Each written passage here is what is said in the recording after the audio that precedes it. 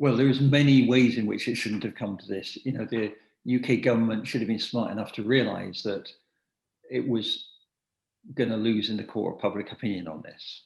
You know, that what COVID has changed, among many other things, is a public realization that losing your job, suddenly overnight becoming poor, not being able to afford the things you're able to afford, including food, is an experience which, you know, hundreds of thousands, if not millions of people have suddenly had during COVID, when their livelihoods have disappeared overnight. And so I think that idea that somehow people have only themselves to blame for having to go to a food bank, I think people have, you know, the tide has completely shifted on that, and people think, look, you know, this has happened to people by forces outside their control, and you know, it's simply not fair to have a society where the consequence of losing your job overnight is that you become destitute.